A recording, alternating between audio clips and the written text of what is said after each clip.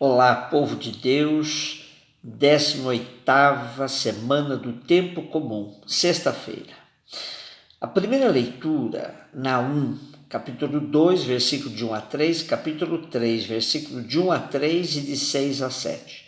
Naum é um profeta menor do século VII a.C., tempo de alternância no poder entre os impérios assírio e babilônico.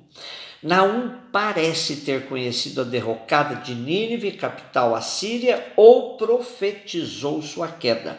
O texto de hoje, ele descreve com paixão tal situação. Ai da cidade sanguinária, cheia de fraude, de violência, de contínuas rapinas. Ruído de chicotes, barulho de rodas, cavalos a galope, movimento de carros, jinetes ao assalto, espadas que reluzem, lanças que cintilam, multidão de feridos. Mortos em massa, cadáveres sem fim. Tropeça-se nos seus cadáveres. Cobrir-te-ei de imundície, de infâmia, hei de expor-te como espetáculo. Todos os que te virem fugirão de ti, dizendo: Nínive está devastada. Quem se compadecerá dela? Onde irei buscar quem te reconforte? A queda de Nínive, capital do Império Assírio, então é celebrada com um teor de vingança e vista como possibilidade de inauguração de um tempo de paz para Jerusalém. Javé humilhou o opressor e isso era motivo de alegria e exultação para Judá. Assim Naum narra: eis sobre os montes os pés do mensageiro que traz notícias de paz. Celebra as tuas festas, ó Judá, cumpre os teus votos, porque o ímpio não mais passará pela tua terra, está completamente destruído, porque o Senhor restabelece o esplendor de Jacó, assim como o esplendor de Israel, pois os saqueadores despojaram e destruíram os seus sarmentos. Mas, na verdade, essa alegria de Judá tinha uma fraca consistência, pois, se por um lado caía o Império Assírio, por outro, a ascensão do Império Babilônico trará mais tarde consequências drásticas para Judá. Contemplando a história, vemos inúmeras quedas de tantos regimes despóticos, opressores, fascistas, como stalinismo, nazismo, franquismo, salazarismo. É certo que a alegria que esses eventos, com a sua derrocada, trouxeram, precisa se transformar em resistência permanente, pois eles foram derrotados, mas suas ideias ainda nos rodeiam. Tal resistência pode ser alimentada por pensamentos utópicos de superação permanente. Às vezes, pode bater em nós um desânimo, pois o ritmo da queda dos impérios nem sempre corresponde à nossa impaciência. Já se disse que estamos vivendo uma mudança de época e não uma época de mudanças. É possível que ainda assistamos à queda do Império Norte-Americano, mas no horizonte já se desponta o Império Chinês. Cai um, sobe outro.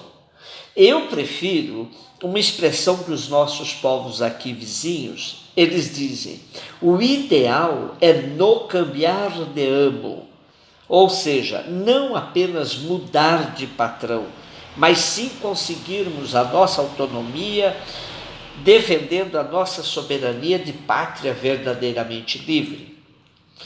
Mateus 16, 24 e 28 é o nosso texto de hoje. E ele vem logo depois do anúncio de Jesus da sua paixão.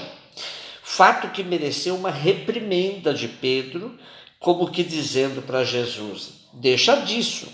E Jesus reage duramente contra essa postura de Pedro e apresenta as condições para quem pretende segui-lo. O seguimento passa necessariamente pela aceitação da cruz. E Jesus ainda apresenta a sustentação de sua proposta, dizendo: Quem quiser salvar sua vida, perderá, e quem perder sua vida por causa de mim, a encontrará. De fato, que adianta alguém ganhar o mundo inteiro se perder a própria vida? Neste perder e ganhar, vale a pena recordarmos a poesia, outra vez, de Benjamim Gonçalves Buerta, Ganhar-se ou Perder-se. O que a gente retém só para si é o que se corrompe dentro de nós como água parada. E o que a gente deixa passar para os outros é o que lava nossa intimidade como água que corre. Tudo que é retido se deteriora até desintegrar-se, e o próprio coração se converte em carcereiro.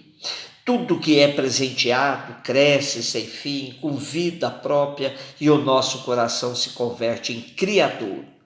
Ganhar-se inteiramente para si é a única forma de perder-se eternamente na esterilidade da morte.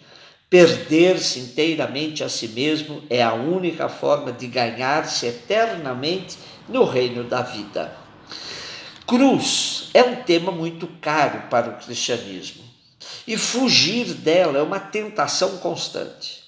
Há mesmo espiritualidades que se fixam no Cristo da glória, evitando falar do homem Jesus de Nazaré, encarnado, crucificado. Refletir sobre a cruz nos propicia falar da humanidade de Jesus.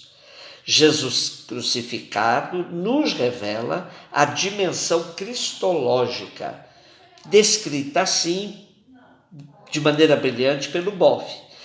O rosto do justo sofredor, torturado, ensanguentado, coroado de espinhos e morto, e após um lancinante grito misterioso, lançado ao céu, mas não contra o céu. E quem sabe a meditação da paixão do profeta e justo sofredor Jesus Cristo desperte em nós forças insuspeitadas de resistência, de ressurreição. Por outro lado, meditar a cruz nos remete às interrogações sempre em aberto sobre a presença do mal no mundo. Recorramos outra vez ao Boff, diz ele: há um mal e uma dor que são o preço a pagar por todo o crescimento. Possui um relativo sentido em vista do bem almejado e logrado. Mas há um mal e uma dor que são fruto da imbecilidade humana e do desmesurado ódio de seu coração. Mal e dores causados voluntariamente. E existe toda uma história do mal, a paixão deste mundo que se corporifica em ideologias, em estruturas e dinamismos sociais tendentes a gerar violência, humilhação e assassinatos coletivos. No contexto de assumir a cruz que Cristo nos indica como condição de seguimento, é claro que é a cruz própria de todos os processos libertadores, onde se assume a luta contra esta cruz imposta pela sociedade desigual por regimes fascistas e desumanos, provocadores de cruzes desnecessárias. Na linguagem do teólogo John Sobrino, precisamos assumir o processo de descer da cruz os pobres crucificados pelo sistema capitalista, que fez do lucro o seu Deus e do mercado o seu evangelho. Outra vez, Leonardo nos ajuda com a seguinte pergunta: como pregar hoje a cruz de nosso Senhor Jesus Cristo? Empenhar-se para que haja um mundo onde seja menos difícil amor, paz, fraternidade, abertura e entrega a Deus. Esse engajamento pode nos levar a sofrimentos e cruzes. Aceitar a cruz que vem deste embate é carregar a cruz como o Senhor a carregou, no sentido de suportar e sofrer por razão da causa e da vida que levamos. Aí vale a pena a cruz. Carregar a cruz como Jesus a carregou significa solidarizar-se com aqueles que são crucificados neste mundo. Os que sofrem violência são empobrecidos e desumanizados. Pregar a cruz hoje é pregar o seguimento de Jesus. Não é dolorismo, nem manifestação do negativo. É anúncio da positividade do engajamento para tornar cada vez mais impossível que homens continuem crucificando outros homens. Deus não ficou indiferente às vítimas e aos sofredores da história. Por amor e solidariedade se fez pobre, um condenado, um crucificado, um assassinado. Assim, tomemos a nossa cruz e sigamos a Jesus, que passou pela cruz, mas ressuscitou, abrindo-nos novos horizontes na vida. Um beijo no seu coração.